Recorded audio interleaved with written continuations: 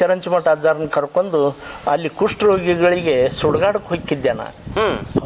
ಹಣ್ಣು ಹಾಲು ಬ್ರೆಡ್ ನಾ ಅಜ್ಜಾರನ್ನ ಕರ್ಕೊಂಡು ಸುಡ್ಗಾಡಕ್ಕೆ ಹೋಗಿ ಅಲ್ಲಿ ಹಂಚಿ ಬರ್ತಿದ್ದೆವು. ನಾವು ಸೆಟ್ಲ್ ಆಗಿ ಆರಾಮ್ ಇರ್ಬೋದಲ್ಲ ಅಂತ ಹೇಳಿ ಆ ಸ್ವಾರ್ಥ ನನ್ನ ಹತ್ರ ಇಲ್ಲ, ಯಾವಾಗ್ಲೂ ಇಲ್ಲ. ಓಕೆ. ಈಗ ನಾವು ಸಹಾಯ ಮಾಡಿದ್ರೆ ಮತ್ತೊಬ್ಬರಿಗೆ ಅವ್ರ ಮುಖದಲ್ಲಿ ಏನು ಸಂತೋಷ ಕಾಣ್ತದ ಅಲ್ಲಿ ನಾ ಪರಮಾತ್ಮನ ಕಾಣ್ತೇನೆ. ಅದು ವರ್ಲ್ಡ್ ರೆಕಾರ್ಡ್ ನನಗೆ ಸಾಲುಮರದ ತಿಮ್ಮಕ್ಕ ಅವ್ರಿಗೆ ಒಂದ ವೇದಿಕೆ ಒಳಗೆ ಬಂದತ್ತ. ಬಟ್ ಅವ್ರಿಗೆ ಆರಾಮಿಲ್ಲದ ಕಾರಣ ಅವ್ರಿಗೆ ಗವರ್ನರ್ ಕೊಟ್ಟರು. ನನ್ನ ಇಂದೋರ್ ಕರೆಸಿ ಮಧ್ಯಪ್ರದೇಶಕ್ಕೆ ಕರೆಸಿ ನನಗೆ ವರ್ಲ್ಡ್ ರೆಕಾರ್ಡ್ ಕೊಟ್ಟರು. ನಮ್ಮ ಕರ್ನಾಟಕದಾಗ ನಮ್ಗೆ ಇಬ್ಬರಿಗೆ ಬಂದತ್ರಿ ವರ್ಲ್ಡ್ ರೆಕಾರ್ಡ್. ಹೌದೌದು. ವರ್ಲ್ಡ್ ಬುಕ್ ಆಫ್ ರೆಕಾರ್ಡ್ ಅಂತ ಹೇಳಿ ಒಂದು ಪುಸ್ತಕ ಇರುತ್ತೆ. ಆ ಪುಸ್ತಕದಾಗ ಎಂಟ್ರಿ ಆಗಿದೆ. ವೀಕ್ಷಕ ಪ್ರಭುಗಳಿಗೆ ನಮಸ್ಕಾರ. ನಾವಿವತ್ತು ಗುಳುಬಾಳ್ ಅನ್ನುವಂತಹ ಒಂದು ಗ್ರಾಮದಲ್ಲಿದ್ದೇವೆ. ಇಲ್ಲಿ ಒಬ್ಬ ಶಿಕ್ಷಣ ಪ್ರೇಮಿ, ಸಾಹಿತಿ, ಸಮಾಜದ ಬೇರೆ ಬೇರೆ ಮಜಲೆಗಳಲ್ಲಿ ತಮ್ಮದೇ ಆಗಿರುವಂತಹ ಸೇವೆಯನ್ನು ಸಲ್ಲಿಸುವಂತಹ ಒಬ್ಬ ಮಹಾನ್ ವ್ಯಕ್ತಿ ಇದ್ದಾರೆ. ಪ್ರತಿಯೊಂದು ಕ್ಷೇತ್ರದಲ್ಲಿ ಅವರದೇ ಆಗಿರುವಂತಹ ಒಂದು ಛಾಪನ್ನು ಗುರುತು ಮಾಡಿ ಹೋಗಿರುವಂತಹ one and only Prahlad Bhoi ಅವರು ನಮ್ಮ ಜೊತೆ ಇದ್ದಾರೆ. ಸದ್ಯಕ್ಕೆ ಅವರ ಹುಟ್ಟೂರು ಇದು. ಸೊ ಆ ಊರಿಗೆ ನಾವು ಬಂದಿದ್ದೇವೆ. ಸದ್ಯಕ್ಕೆ ಅವ್ರನ್ನ ಮಾತನಾಡಿಸ್ತಾ ಹೋಗೋಣ. ಅವರ ಬಾಲ್ಯ, ಅವರ ಬದುಕು, ಅವರ ಭವನೆ ಹೇಗಿತ್ತು ಅನ್ನೋದನ್ನು ತಿಳಿತಾ ಹೋಗೋಣ. ಬನ್ನಿ ಸ್ನೇಹಿತರೆ, ತುಂಬ ರೋಚಕವಾಗಿರುತ್ತೆ ಈ ಸರಣಿಯನ್ನು ಆರಂಭ ಮಾಡೋಣ. ಸಮಾಜದಲ್ಲಿ ಸಮಾಜ ಸೇವಕರು ಅನ್ನುವಂತಹ ಪಾತ್ರ ಏನಿದೆಯಲ್ಲ ಅದು ತುಂಬ ಪ್ರಮುಖವಾಗಿರುವಂಥದ್ದು. ಯಾಕೆಂದರೆ ಇತ್ತೀಚೆಗೆ ತಮ್ಮ ಮನೆಯ ಒಂದು ಜೀವನವನ್ನು ನಡೆಸಲಿಕ್ಕೆ ಆಗದೇ ಇರುವಂತಹ ಪರಿಸ್ಥಿತಿ ಇದೆ. ತಾವು ಸುಮಾರು ವರ್ಷಗಳಿಂದ ಸಮಾಜ ಸೇವೆಯಲ್ಲಿದ್ದೀರಿ. ಹಾಗೆ ನಿಮ್ಮ ಪ್ರಮುಖವಾಗಿರುವಂಥದ್ದು ಇದು ಹಿರೇಗೊಳಬಾಳ ಏನಿದೆಯಲ್ಲ ಇದು ಹುಟ್ಟೂರು. ಸರಿ, ತಮ್ಮ ಬಾಲ್ಯವನ್ನು ನಾವು ನೆನಪಿಸ್ಕೊಳ್ಳೋದಾದರೆ ಏನು ಹೇಳ್ತೀರಿ ಅನ್ನೋದು? ಸಮಸ್ತ ಎಲ್ಲ ನನ್ನ ಕರ್ನಾಟಕದ ಜನತೆ ಹಾಗೂ ನನ್ನ ಹುಟ್ಟೂರಾದ ಹಿರೇಗೊಳಬಾಳ. ನನ್ನ ಹೆಸರು ಡಾಕ್ಟರ್ ಪ್ರಹ್ಲಾದ್ ಭೋಯಿ ಅಂತ. ನಾ ಇಲ್ಲೇ ಹುಟ್ಟಿ ಬೆಳೆದದ್ದು. ಮೊದಲ 1 to 6 ನಂದು ಏನದ ಉಣ್ಣಿಬಾಯಿಯಲ್ಲಿ ಕಲ್ತೇವು. ನಾವು ಇಲ್ಲಿ ಸೂಟಿಗೆಯಾಗಿ ನಾವು ಅಜ್ಜಿಯವ್ರ ಮನೆ ಇತ್ತು ಇಲ್ಲೇ ನಮ್ಮದು. ಇಲ್ಲಿ ಬರ್ತಿದ್ದೆವು ನಾವು. ಇಲ್ಲಿ ಬಂದು ನಾವು ಸೂಟಿಗೆ ಬಂದಾಗ ನಾವು ಎಲ್ಲ ಗೆಳೆಯರು ಕೂಡ್ತಿದ್ದೆವು ಮತ್ತು ಎಲ್ಲ ಆಟ ಆಡೋದನ್ನು ಒಂದು ಯಾವುದನ್ನು ನಾವು ಇಲ್ಲೇ ಹುಟ್ಟೂರಿನಲ್ಲೇ ನಾವು ಇದು ಮಾಡ್ತಿದ್ದೆವು. ಮುಂದೆ ಸೂಟಿ ಮುಗಿದಿಂದ ನಾವು ಮತ್ತೆ ಕಲೀಲಿಕ್ಕೆ ನಮ್ಮ ತಾಯಿಯವರು ತಂದೆಯವರು ಟೀಚರು ಅವರು ಏನದ ಉಣ್ಣಿಬಾಯಿಗಿದ್ದರು. ಅಲ್ಲೇ 1 to 6 ಅಲ್ಲೇ ಆಗಿದೆ ನಮ್ಮದು. ಮುಂದೆ ಇಲ್ಲಿ ನಮ್ಮ ಅಜ್ಜಿಯವರು ಇದ್ದರು. ಇದು ಮುಳುಗಡೆ ಆಯಿತು. ಮುಳುಗಡೆ ಆಗಿಂದ ಇಲ್ಲಿ ಜಾಗ ಕೊಟ್ಟರು. ಇಲ್ಲೇ ಈ ಊರಿಗೆ ಆದರೂ ನಾವು ಬಸವಣ್ಣಪ್ಪಗಂತ ಬರ್ತೇವೆ. ನಮ್ಮ ಅಜ್ಜಿಯವರ ಮಾತ್ರ ತೀರ್ಕೊಂಡ್ರು, ನಮ್ಮ ಹತ್ರನ ಇದ್ರು. ಓಕೆ. ಸರಿ, ಪ್ರಮುಖವಾಗಿ ತಾವು ಮಾಡಿರುವಂತಹ ಸೇವೆಗಳಿದ್ದಾವಲ್ಲ ಈಗ ಸಾಮಾಜಿಕವಾಗಿ, ಅಂದರೆ ಈಗ ಯಾವುದೇ ಒಂದು ಕ್ಷೇತ್ರದಲ್ಲಿ ಹಿಂದುಳಿದಿರತಕ್ಕಂಥ ವ್ಯಕ್ತಿಗಳಿಗೆ ತಾವು ಸ್ವಾವಲಂಬಿ ಜೀವನವನ್ನು ಕಲ್ಪಿಸಿಕೊಟ್ಟಿದ್ದೀರಿ. ಅನೇಕ ಕಾರ್ಯಕ್ರಮಗಳನ್ನು ಬೀಳಿಗೆ ಭಾಗಗಳಲ್ಲಿ ತಮ್ಮ ಹೆಸರು ಚಿರಪರಿಚಿತ. ಸರ್, ಮುಖ್ಯವಾಗಿ ಏನು ಕಾರಣವಾಯಿತು ಅಂತ ಈ ಒಂದು ಕ್ಷೇತ್ರದಲ್ಲಿ ಬರಕ್ಕೆ ಅಂತ? ಈಗ ನಮ್ಮ ಬಾಗಲಕೋಟೆ ಜಿಲ್ಲೆಯಲ್ಲಿ ಅನಕ್ಷರಸ್ಥರು ಭಾಳ ಅಕ್ಷರಸ್ಥರು ಇಲ್ಲ, ಅನಕ್ಷರಸ್ಥರ ಹೆಚ್ಚದಾರ. ಹೀಗಾಗಿ ನಾನು ಕಾರ್ಯಕ್ರಮ ಅನಕ್ಷರಸ್ಥರಿಗೆ ಸಾಕ್ಷರತರನ್ನಾಗಿ ಮಾಡ್ತಿದ್ದೆ. ಸುಮಾರು 10-12 ಸಾವಿರ ಜನಕ್ಕೆ ನಾನು ಸಾಕ್ಷರತರಾಗಿ ಮಾಡೀನಿ. ಬೀಳ್ಗಿ ತಾಲೂಕು, ಬಾಗಲಕೋಟೆ, ನವನಗರ, ಕೊಳಚೆ ಪ್ರದೇಶ. ಹಿಂಗಾಗಿ ನಮ್ದು ಒಂದು NGO ಹೆಸರು ಚೆನ್ನಾಗಿದೆ. ಆಮ್ಯಾಗ ಕೌಶಲ್ಯ ತರಬೇತಿ ಮಾಡ್ತಿದ್ದೇವೆ. ಕೌಶಲ್ಯ ಸುಮಾರು ಒಂದು 5-6 ಸಾವಿರ ಜನಕ್ಕೆ ನಾವು ಕೌಶಲ್ಯ ತರಬೇತಿ ಕೊಟ್ಟು ಅವರು ಸ್ವಾವಲಂಬಿಯಾಗಿ ಬದುಕಲು ಅವ್ರಿಗೆ ಜೀವನ ಮಾಡಿಕೊಟ್ಟೆವು. ಮತ್ತೆ ಅವ್ರಿಗೆ ನಾವು ಕಾರ್ಯಕ್ರಮ ಮುಗಿದಿಂದ ಅವ್ರಿಗೆ ಸರ್ಟಿಫಿಕೇಟ್ನು ಕೊಟ್ಟೆವು. ಆ ಸರ್ಟಿಫಿಕೇಟ್ ಮ್ಯಾಗ ಲೋನ್ನು ಸಿಗುತ್ತೆ. ಟೇಲರಿಂಗ್ ಮಷಿನ್ ತಗೋತಾರ. ಈಗ ಆಲ್ರೆಡಿ ಎಲ್ಲ ಅವರು ದಿವಸ 300-400 ರೂಪಾಯಿ ದುಡಿತಾರ. ತಮ್ಮದು B.Ed ಆಗಿರುವಂಥದ್ದು ಸರ್? BSc B.Ed. ಹೌದು. ಅಂದರೆ ಈ ಶಿಕ್ಷಣ ಕ್ಷೇತ್ರದಲ್ಲಿ ಹೆಚ್ಚು ಒಲವಿತ್ತು ನಿಮಗೆ. ನಂತರ ಬೇರೆ ಬೇರೆ ಕ್ಷೇತ್ರಗಳಲ್ಲಿ ತಾವು ಗುರುತಿಸ್ಕೊಂಡ್ರಿ. ಅಂದರೆ ಮುಂದೆ ಯಾವ ರೀತಿ, ಅಂದರೆ ಯಾರ ಪ್ರೇರಣೆ ಅನ್ನುವಂಥದ್ದು ಸರ್? ನಮ್ಮ ತಂದೆ ತಾಯಿದ ಪ್ರೇರಣೆ, ಆಮ್ಯಾಗ ನಮ್ಮೂರು ಬಸವಣ್ಣಪ್ಪ ದೇವ್ರ ಆಶೀರ್ವಾದ. ಮತ್ತೆ ಏನದ ಈಗ ನಾವು ಅವರು ತಾಯಿಯವರು ನಮಗೆ ಭಾಳ ಸಪೋರ್ಟ್ ಇತ್ತು. ಅವ್ರು ಕೊಟ್ಟಂತ ದುಡ್ಡು ಆಗಲಿ ಏನಾಗಲಿ ನಾನು ಬೇರೆದಕ್ಕೆ ಖರ್ಚು ಮಾಡ್ತಿದ್ದಿಲ್ಲ. ಈಗ ನಮ್ಮ ನಿಡ್ಸೋಸಿಗೆ ನಮ್ಮ ಚರಂಚಿಮಠ ಅಜ್ಜಾರ್ ಅದಾರ.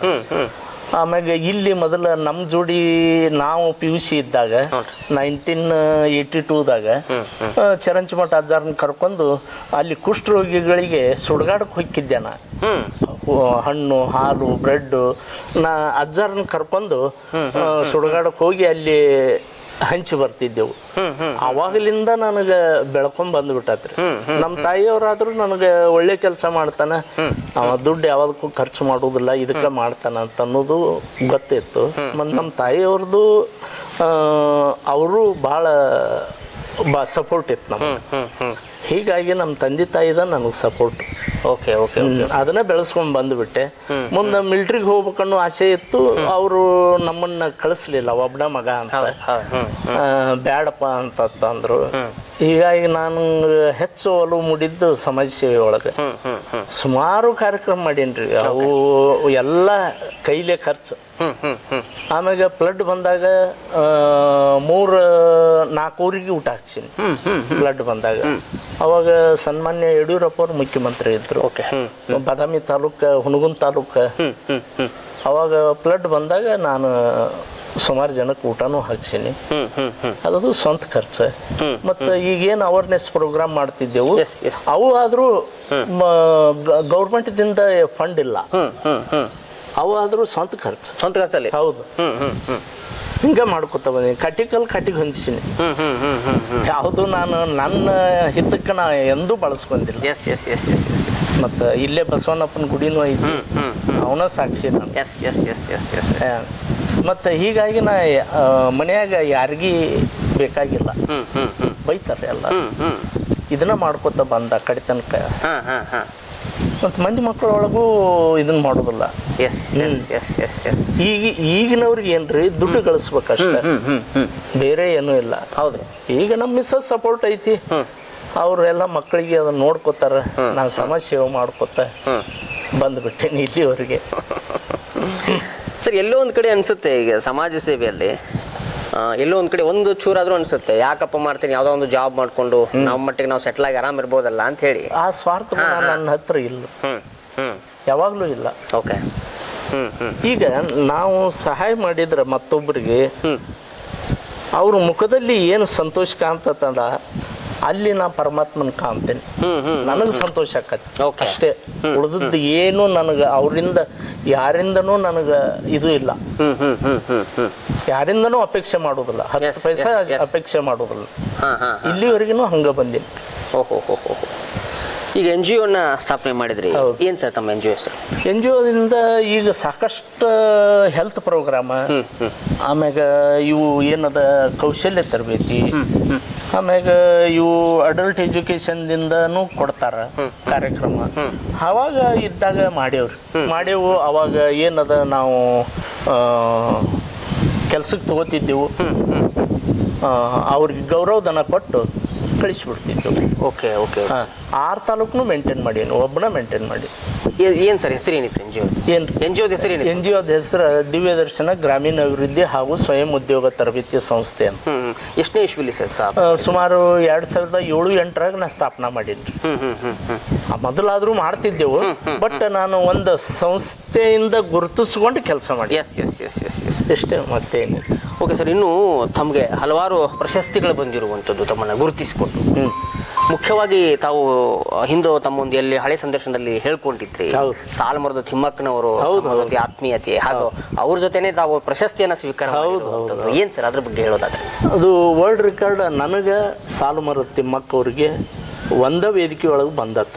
ಬಟ್ ಅವ್ರಿಗೆ ಆರಾಮಿಲ್ಲದ ಕಾರಣ ಅವ್ರಿಗೆ ಗವರ್ನರ್ ಕೊಟ್ಟರು. ನನ್ನ ಇಂದೋರ್ ಕರೆಸಿ, ಮಧ್ಯಪ್ರದೇಶಕ್ಕೆ ಕರೆಸಿ ನನಗೆ ವರ್ಲ್ಡ್ ರೆಕಾರ್ಡ್ ಕೊಟ್ಟರು. ನಮ್ಮ ಕರ್ನಾಟಕದಾಗ ನಮ್ಗೆ ಇಬ್ಬರಿಗೆ ಬಂದತ್ರಿ ವರ್ಲ್ಡ್ ರೆಕಾರ್ಡ್. ಹೌದು. ವರ್ಲ್ಡ್ ಬುಕ್ ಆಫ್ ರೆಕಾರ್ಡ್ ಅಂತ ಹೇಳಿ ಒಂದು ಪುಸ್ತಕ ಇರುತ್ತೆ. ಆ ಪುಸ್ತಕದಾಗ ಎಂಟ್ರಿ ಆಗೈತೆ. ಅವ್ರಿಗೆ 100ನೇ ವಯಸ್ಸಿಗೆ ನಾನು ಪರಿಸರ ಬಗ್ಗೆ ನಾನು ನಮ್ಮ ಜಿಲ್ಲಾದಾಗ ನಾ ಕಾರ್ಯಕ್ರಮ ಮಾಡಿದ್ದು ನೋಡಿ ಸಾಲುಮರದ ತಿಮ್ಮಕ್ಕ ಅವ್ರು ನನ್ನ ಕರೆಸಿ ಅವರು 100ನೇ ವಯಸ್ಸಿಗೆ ನನಗೆ ಸನ್ಮಾನ ಮಾಡಿದ್ರು. ಉಮಾಶ್ರೀ ಅವರು ಕೊಟ್ಟರು, ಆಮ್ಯಾಗ ಜಿ ಪರಮೇಶ್ವರ್ ಅವರು ಇದ್ರು, ಅವರು ಕೊಟ್ಟರು. ಇನ್ನು ಸರ್ NGO ಅಂತಂದರೆ ಈಗ ಹಲವಾರು ಸರ್ಕಾರಿ ಯೋಜನೆಗಳಿರ್ತವೆ. ಸೊ ಅಲ್ಲಿ ಹಲವಾರು ಆರ್ಥಿಕವಾಗಿ ಸರ್ಕಾರದಿಂದ ಸಾಲ ಸೌಲಭ್ಯ ಅಥವಾ ಅನುದಾನಗಳಿರ್ತವೆ. ಸೊ ಅವುಗಳನ್ನೆಲ್ಲ ಉಪಯೋಗ ಮಾಡಿಕೊಂಡಿಲ್ಲ ಪ್ರಹ್ಲಾದ್ ಅವರು ಅಂತ. ಆಗಿಲ್ಲ. ತಾವೆಲ್ಲಿ ಅರಿಸಿ ಹೋಗಿಲ್ಲ ಈ ಥರ ನಮಗೆ ಅನುದಾನ ಕೊಡಿ ಹಾಗೆ ಹೇಗೆ ಅಂತ? ಅನುದಾನ ಅರಿಸಿ ಹೋಗ್ಬೇಕಾದ್ರೆ ಅಲ್ಲಿ ಬೇರೆ ರೀತಿ ಇರ್ತಾವ ಸರ್. ಅದನ್ನ ಎಲ್ಲ ಇಲ್ಲಿ ಇಂಟರ್ವ್ಯೂ ಒಳಗೆ ಹೇಳಕ್ ಆಗುದಿಲ್ಲ. ಬಟ್ ಕರೆದನು ಕೊಟ್ಟಾರ. ಒಬ್ಬೊಬ್ರು ಅಧಿಕಾರಿಗಳು ನನ್ನ ಗುರುತಿಸಿ ಕರೆದನು ಕೊಟ್ಟಾರ. ಒಮ್ಮೆ ರಾಮಚಂದ್ರನ್ DC ಅವರು ಬಂದಿದ್ರು. ನಾನು ಅವ್ರಿಗೆ ಬೆಳ್ಕೊಡಕ್ ಹೋಗಿದ್ದೆ. ಇದು ಬಂದಿದ್ರು, ಅವ್ರಿಗೆ ಭೇಟಿ ಆಗಕ್ಕಂತ ಹೋಗಿದ್ದೆ. ಒಂದು ಹೂಗುಚ್ಛ ತಗೊಂಡು ವಿಸಿಟಿಂಗ್ ಕಾರ್ಡ್ ಕೊಟ್ಟು ಒಳಗೆ ಕಳಿಸಿದೆ. ಒಳಗೆ ಕಳಿಸಿದ್ರೆ ಕರೀರ್ ಅವರು ಪ್ರಹ್ಲಾದ್ ಬೋಯಿ ಅವ್ರನ್ನ ಅಂತಂದರು. ಕರೆದ್ರು. ನಾನು ಒಳಗೆ ಹೋದ ಕೂಡಲೇ ಎದ್ದು ನಿಂತು ಬಿಟ್ರು ರಾಮಚಂದ್ರನ್. ಎದ್ದು ನಿಂತರು. ನನಗೆ ಸ್ವಲ್ಪ ಭಾಳ ಮನಸ್ಸು ಆಯ್ತು. ಒಬ್ಬ ಜಿಲ್ಲಾಧಿಕಾರಿ ಎದ್ದು ನಿಂದಿರ್ತಾರಂದ್ರೆ ನಮಗೆ ಇದು ಅನಿಸೋದಿಲ್ಲ. ನಾವು ಏನು ಅಧಿಕಾರದಾಗಿಲ್ಲ, ಏನು NGOದ್ದು ಸೆಕ್ರೆಟ್ರಿ ನಾನು. ಕೂಡ್ರಿ ಬೋಯ್ ಅವ್ರು ಅಂದರು. ಇಲ್ಲ ಸರ ನೀವು ಕೂಡ್ರಿ ಅಂತ. ಕೂಡ್ಲಿಲ್ರಿ, ಅವರು ಕೂಡ್ಲಿಲ್ಲ, ನಾನು ಕೂಡ್ಲಿಲ್ಲ. ಎದ್ದು ನಿಂತ ಮಾತಾಡಿದ್ರು, ಎಲ್ಲ ಕೇಳಿದ್ರು. ಏನು ಮಾಡ್ತೀರಿ, ಹೆಂಗೆ ಮಾಡ್ತೀರಿ, ಏನು ಫಂಡ್ ಇರ್ಲಾಗ ನೀವು ಕೆಲಸ ಮಾಡ್ತೀರಿ, ಈಗ ನಮಗೆ ಗೌರ್ಮೆಂಟ್ ಪಗಾರ ಕೊಡುತ್ತೆ, ನಾವು ಸಮಾಜ ಸೇವೆ ಮಾಡ್ತೀವಿ, ನೀವು ಏನೂ ಇಲ್ದ ಸೇವಾ ಮಾಡ್ತೀರಿ, ನಿಮ್ಮ ಇದ್ರಿಗೆ ನಾ ಕುಂತ್ರ ದೊಡ್ಡವ ಆಗೋದಿಲ್ಲ ಅಂತ. ಎಂತ ಮಾತು ಸರ್.